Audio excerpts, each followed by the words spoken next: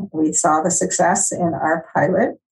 We know that patients will continue using telehealth, will not necessarily come in for each and every visit, and they don't need to, as long as we can continue reaching out to our patients outside of the health center. And that's where remote patient monitoring is so important and so valuable.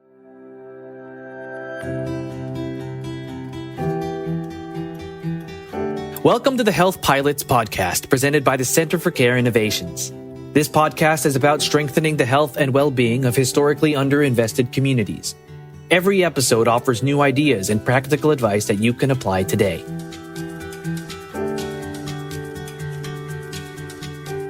Hi, everyone. I'm Jessica with the Center for Care Innovations. And today we're talking about one of the exciting projects that Northeast Valley Health Corporation has been working on for the past year and a half. Our hope is that by sharing the highs and lows of this particular digital health solution, safety net organizations can apply our lessons learned to their own challenges.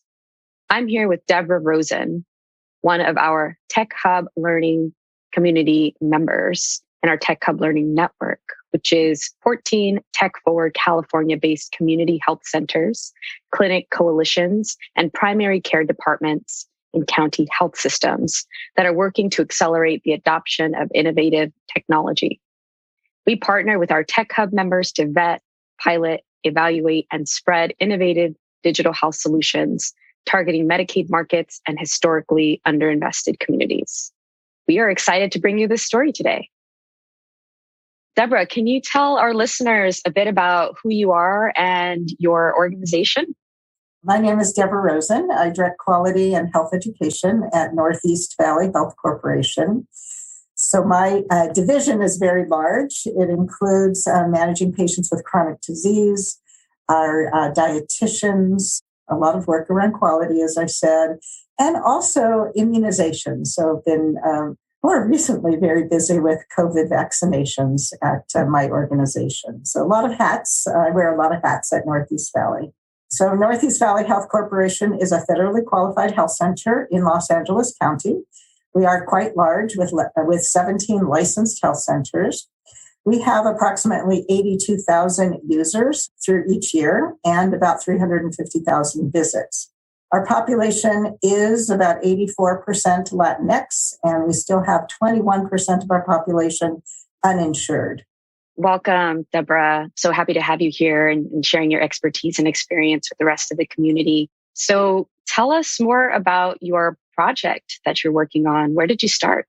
So when the pandemic hit in March of 2020, we, as many other organizations, quickly pivoted to telephone and telehealth visits or video visits. And so most of our patients were not coming into the health center physically. And so that certainly had wonderful advantages to continue serving our population. But as a result, many of the quality metrics weren't happening because some of those have to be done in person. So what we're finding out was that many of our patients did not have their blood pressure measurements in our system. And so we were quite concerned about that. And what we began to do is increase the number of blood pressure monitors that we were sending out to patients. We actually have two processes to do that. So one is if they have Medi-Cal managed care, the provider can order through durable medical equipment a blood pressure monitor. And we also received some free blood pressure monitors through the Community Clinic Association of LA County. And we have an internal funding mechanism at Northeast Valley. It's called I Support You, where we actually, as an employee, can give back to Northeast Valley. And that was chosen as one of the I Support You funds. And so we were able to purchase unconnected blood pressure monitors. So I'll give you an amazing number. We have provided since March of 2020 about 560 plus blood pressure monitors through health education for patients who are uninsured, and through durable medical equipment, over 850. So a lot of blood pressure monitors went out into patients' hands. However, although we taught them how to use the monitor, we distributed those monitors, we didn't get their blood pressure measurements back so easily. And so we did discover that the unconnected process didn't solve all of our problems. So as we began to work on ways to get those blood pressure values in our system for those who had an unconnected monitor, we knew that we needed to try a different approach, which was a higher tech approach. And we looked into various remote patient monitoring vendors so that we could get the data across seamlessly. And so with that, we were able to evaluate a number of vendors. Thanks for sharing that, Deborah. That is really impressive. I'd like to hear more about the solution that you chose. Could you share more about the digital health solution that ultimately you went for with your project? I think it was just over a year ago where I participated in an advisory committee through the California Healthcare Foundation. And we were given the responsibility and opportunity to assess various remote patient monitoring vendors, mostly around cardiovascular diseases. So focused a lot on blood pressure. For glucose monitoring, those were the two main ones. And so I had an opportunity to look at a number of vendors and really was impressed with the vendor we ultimately chose, which is called Remedy. And the reason why we were impressed with them is for a number of reasons. So the first one, I think primarily the most important one, was that it was a cellular connection. And what that means is that our patients didn't have to download an app. They didn't have to register or create an account. So because it's over cellular connection, that means that it isn't through Bluetooth. So it's actually much easier for patients to utilize the Remedy blood pressure monitors. The connection is really seamless. So the patient takes their blood pressure at home, and it actually interfaces into a platform that can be accessed within our electronic health record. And so that was also very important to us because we didn't want it to go into the health record immediately without somebody reviewing the data first. And so having it go into a platform allows our care coordinators to look at the information and receive alerts. And so they are really the connector between the patient and the care team. And so they assess that information first and then contribute or relay that important information to the provider. How did you select the patients for the project? So we didn't have a difficult time selecting the patients. I was actually surprised how easy it was. We have a clinical pharmacist, and he chose some of the patients. And our care coordinators that work with patients identified some as well. It turned out that we have over patients, the 50 patients that are on the pilot represent 10 health centers. They come from 10 different health centers with about 26 different primary care providers. So it was actually very easy. We easily identified the patients. And what was interesting is that initially I thought, it might be better to just choose a small cohort of providers, really 2 or 3. But then our adult medical director thought this was an opportunity that many of our providers would want to participate in with their patients, appropriate patients. And so we opened it up. And again, 26 providers are participating with patients that are in their panel. So that was very exciting. The reason why I wanted to keep small is that we can control a small pilot. But with only 50 patients, what it turned out to be is that our care coordinators throughout each of our health centers only have a small cohort that they're responsible for. So that's worked out really well.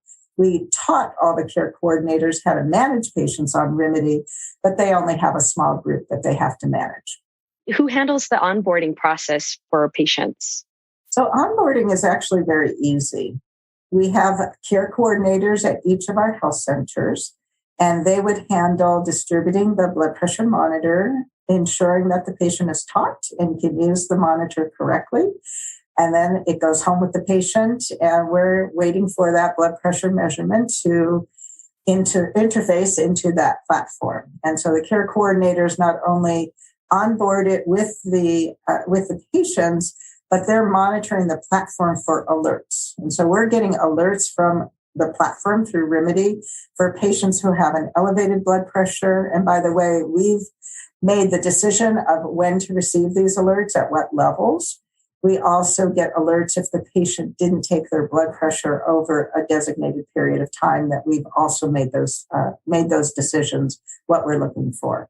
So they're managing that process, and then they relay the information that they're seeing to the provider when necessary, but they're the first line. They may first call the patient. They will first call the patient if they're not seeing a blood pressure measurement over the specified time period. They will call the patient if the blood pressure is elevated. And so they're the first contact that patient has, checking to make sure that they took their medication, checking for any other symptoms, and once again, relaying that information to the provider. Thanks for sharing that detail. Thinking about Remedy as a platform, what was that vetting process like? So for example, you probably know that CCI, we suggest this framework of making sure there is a mission fit, operational fit, and sustainability. Did this framework play into your decision making at all? Yeah, so I was really had an advantage of being on the advisory committee through the California Healthcare Foundation. I really looked at many organizations, I think, or many vendors, about 20, and certainly we're assessing each of the vendors for their mission, for diversity in their board or leaders, and also sustainability as well, and their organizational mission. And that was part of my vetting process. And I will tell you that Remedy came out close to the top when I reviewed it, and also when the larger committee reviewed it. And so those were many of the items that we did look at in terms of those that vendors that we wanted to work with. So Remedy stood out. It stood out then. They continue to stand out. We're really working at improving the platform for us. What we found out is that patients who were well controlled with their blood pressure, they didn't need to continue taking it every single day. And so we've been working with Remedy for identifying different tiers, those that are in control. How often do they need to take their blood pressure? Those are not in control, and coming up with a different approach for alerts so that we don't have alert fatigue for our care coordinators and not for our patients as well. And I think that, again, the very important aspect of Remedy was the ease, ease in how easy it was really for our patients to use. And the fact that they don't have to download an app, it is not Bluetooth, it is cellular, and that connection is really easy for our patients. And our patients, as I described earlier, do experience that digital divide. So an easy system for them to use is really a top priority. That's incredibly important with using technology. And this kind of leads into my next question about sharing some top highlights with your project. So I think the project has been very successful. First of all, we are comparing our pilot population, just the 50 who are on Remedy with the connected blood pressure monitors, to patients who have unconnected blood pressure monitors, and then to the entire population at Northeast Valley who have a diagnosis of hypertension. And we are seeing with our pilot much higher control rates with their blood pressures.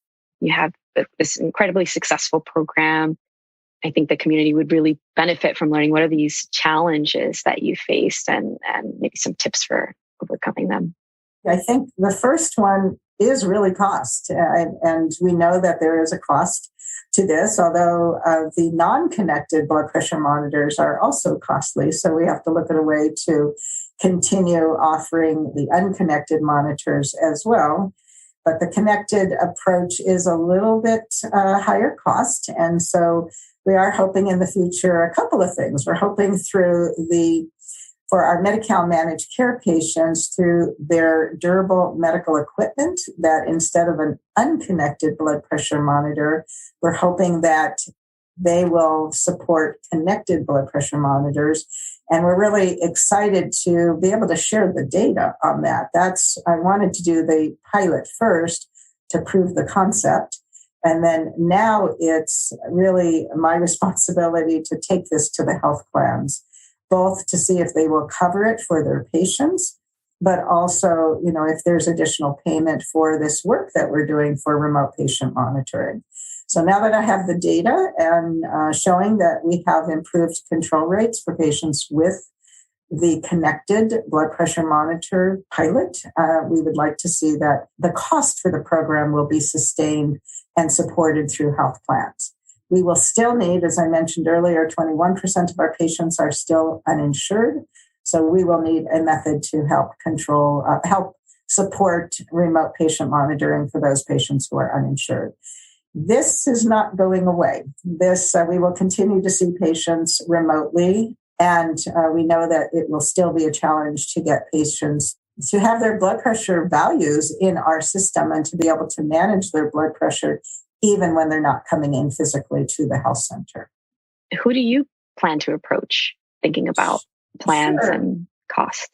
I'm going to be approaching the individuals that I work with on quality metrics. And so that would be the first line, and then really writing up a summary of the work that we've done, and also our improved patient outcomes, which they're, of course, quite interested in. The health plans are quite interested in that.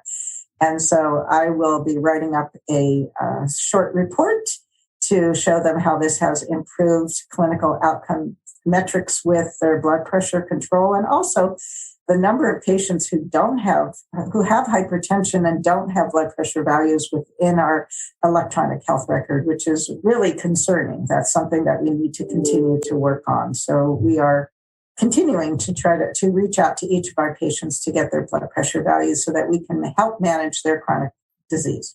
What was your experience like in remote patient monitoring before the pandemic?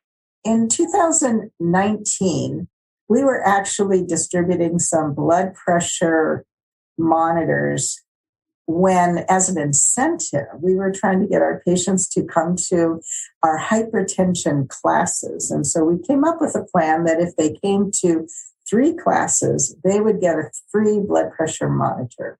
So we made them work for it a little bit, but that was a really nice incentive. And many of our patients did come to 3 classes and got their blood pressure monitor.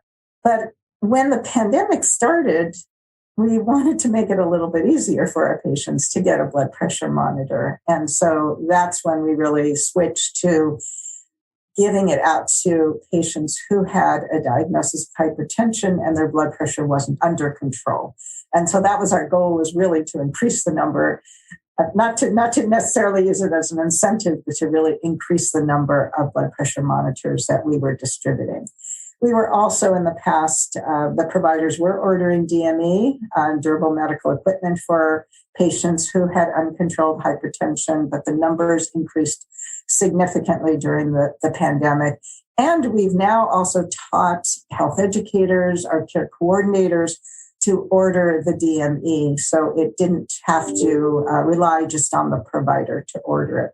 Of course, it has to be approved for that patient, but they are approving in many cases that blood pressure monitor to be sent to the home. It's interesting to think about how we were approaching, remote patient monitoring before, or even thinking about it, and then the acceleration of the pandemic and staying connected to patients.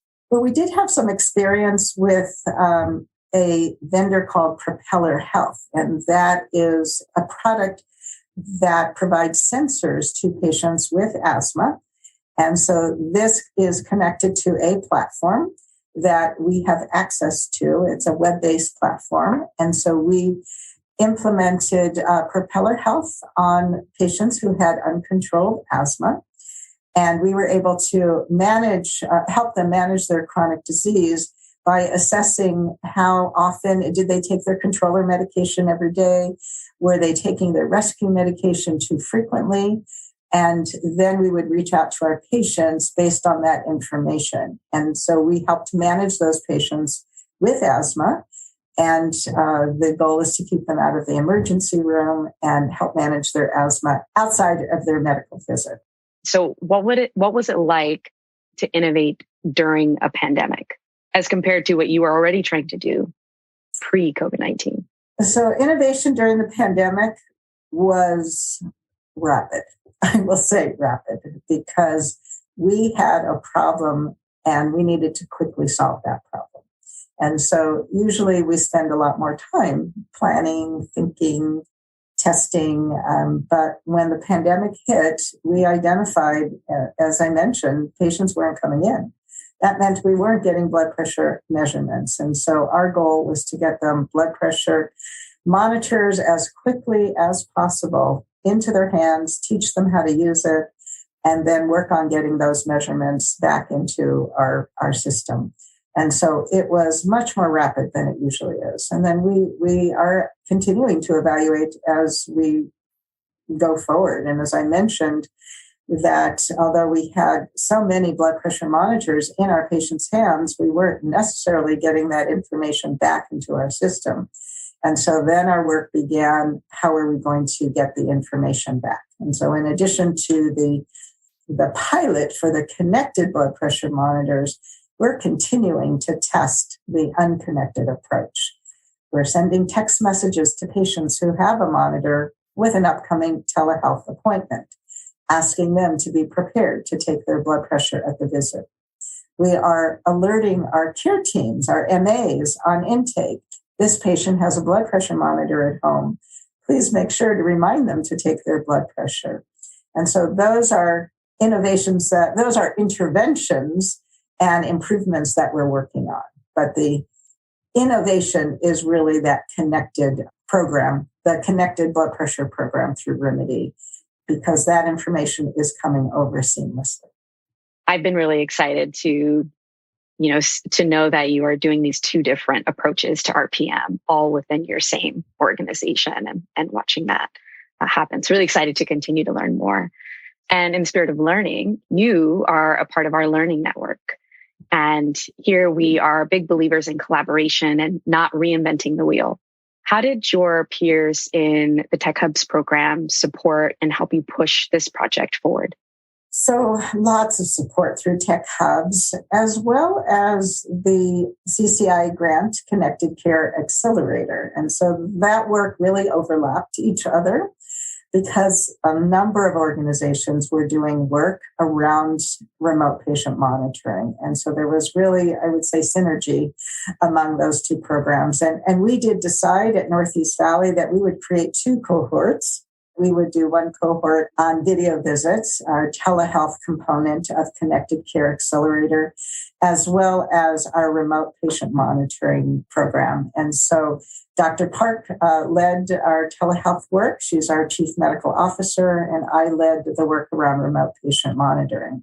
And so with that, we had an opportunity both through our Tech Hubs and through Connected Care Accelerators to share our work and listen to other organizations sharing theirs.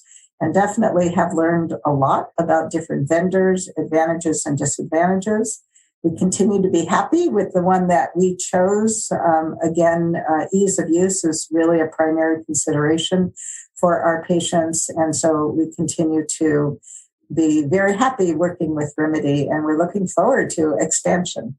It's really nice to hear how, this learning community is sharing and learning and impacting each other's growth. As a community of safety net providers, how can this community support your efforts with the health plans, with pushing this work forward? I think that one of the things that we'd like to do with Tech Hubs is to invite, we have talked about this, to invite health plans to our meetings. And I think that would be very good support for the Tech Hubs, because I think that we're doing so much. We are innovating, and the health plans really need to hear the work that we're doing. They need to hear about our successes, our challenges, and we need to really have that conversation, ongoing conversation about what they're interested in supporting and what we need support for. So I'm really looking forward to including the health plans in our Tech Hubs conversations. Any advice for listeners in thinking about implementing similar technology like Remedy for RPM? Yeah, my advice is always to talk to the organizations. We did talk to various organizations before we made our choice.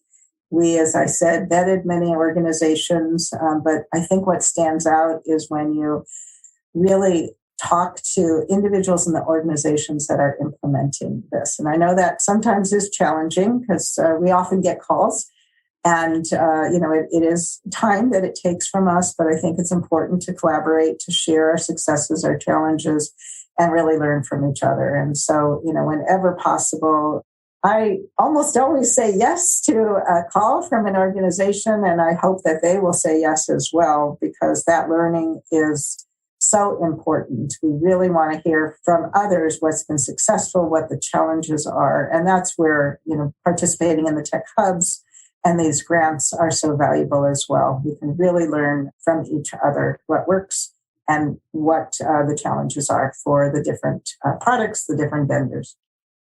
Thanks, Deborah. I'd love to hear what's next for you. We're really excited to expand Remedy. We saw the success in our pilot, and we do have funds through the American Rescue Act plan, ARPA, and we are using some of that money. I think that the organization, Northeast Valley Health Corporation, really sees remote patient monitoring as very important for future work. We know that patients will continue using telehealth, will not necessarily come in for each and every visit, and they don't need to, as long as we can continue reaching out to our patients outside of the health center. And that's where remote patient monitoring is so important and so valuable.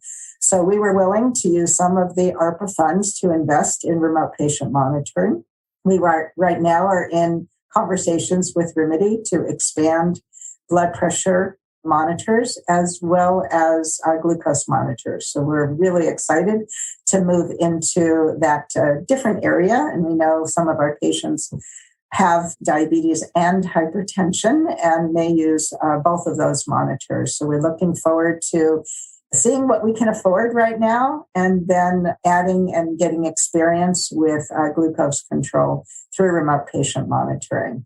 So we feel like we have a lot of experience, and this will be relatively easy, and it will be relatively easy as we know how Remedy works, and we know that there is an interest by our providers. And what we do have to be concerned about is as we increase the numbers, we will also increase the work that we put on our care coordinators, because they are really that front line. They're the connection between that patient who is taking blood pressures at home, testing their glucose at home, and relaying that information to the provider, the most critical information to the provider and to the care teams. And they're the first line of reaching out to that patient to really manage their chronic disease. And so we need to be mindful of how much bandwidth our care coordinators have as we expand remote patient monitoring. Thanks, Deborah. Yeah, I really appreciate your thoughtfulness around that. Thanks for sharing your expertise with us today. It was really nice talking with you.